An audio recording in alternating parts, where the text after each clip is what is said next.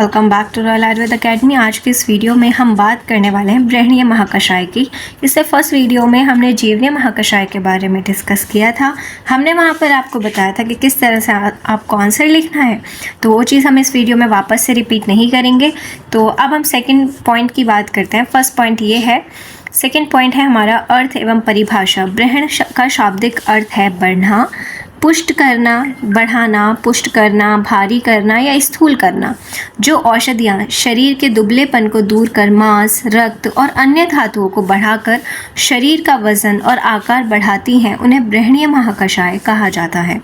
मुख्य कर्म क्या है? यह वर्ग मुख्य रूप से शरीर को पोषित करना, दुर्बलता दूर करना और शरीर को पुष्ट करने का कार्य करता है। अब हम बात करते हैं इसके गुण, धर्म और विपाक की। जैसे कि आपको पता ही चल रहा है कि क्या कर रहा है, धातुओं की पुष्टि कर रहा है, शरीर की पुष्टि कर रहा है, तो इसमें मधुर रस की प्रधानता होगी।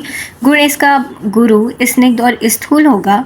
वीर्य शीत वीर्य मोस्टली होता है। विपाक इसका मधुर विपाक होगा। 10 औषधियाँ क्या होती हैं बृहणीय महाकषाय की? तो क्षीरिणी, ठीक है, क्षीरिणी। श्लोक, ये वाले जो नेम्स हैं ये श्लोक में हैं और ये उसके कॉमन नेम्स हैं।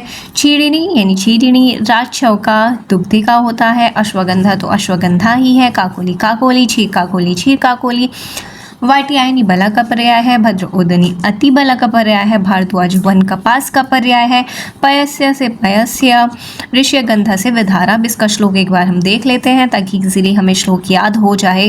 क्षीरिणी, राजछौका, अश्वगंधा, काकोली, क्षीर काकोली, वाटियायनी, भद्रोदनी, भारद्वाजी, पयस्य, ऋष्यगंधा इति दशमानी बृहण्यानि भवन्ति।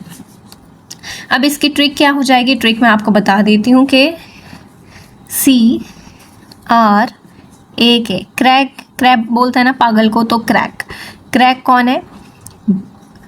देखो, काकोली से क्षीर काकोली तो याद आ जाएगा, BV, ठीक है। 20 आ जाएगा बला, बला से आपका पर्याय याद आ जाएगा वाटियायनी, और बला के साथ आप लिख दोगे अतिबला, ठीक है। तो बला वाटियायनी इस तरह से याद आ जाएगा, बला के साथ अतिबला, जैसे काकोली के साथ क्षीर काकोली, ठीक है। आप अपनी क्रैक बीवी को यानी पागल बीवी को किसके पास लेके गए थे? भारद्वाज के पास लेके गए थे। भारद्वाज का पर्याय वन कपास। भारद्वाज ने उसे पीने को यानी पयस यानी उसे पीने को क्या दिया था? विधारा, यानी विधारा का क्वाथ पीने को दिया था। तो समझ आया? क्रैक। क्षीरिणी, राजयक्ष यानी दुग्धिका, अश्वगंधा, काकोली के साथ क्षीर काकोली, बीवी से आ जाएगा बला, बला का पर्याय वाटियायनी, अति बला का पर्याय भद्रोदनी, और उसके बाद आप उसे लेके गए भारद्वाज के पास यानी वन कपास। पयस्य, पीने के लिए उसने एक दवाई दी जो कि थी विधारा। समझ आ गया? नेक्स्ट अब हम बात करते हैं इसका चिकित्सा उपयोग क्या है, जो कि बहुत इंपॉर्टेंट है। कार्य, जो कि दुबला पतला अंडरवेट है उसके लिए, अत्यधिक दुबले पतले शरीर, कुपोषण या वजन की कमी को दूर करने के लिए इनका यूज़ किया जाता है। सेकंड आता है क्षय रोग। क्षय रोग में शरीर के धातुओं का क्षय हो जाता है और कमज़ोर की स्थिति में दिया जाता है।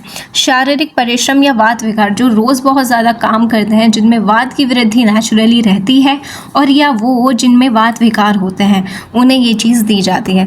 तो ये था प्यारे बच्चों हमारा बृहणीय महाकषाय।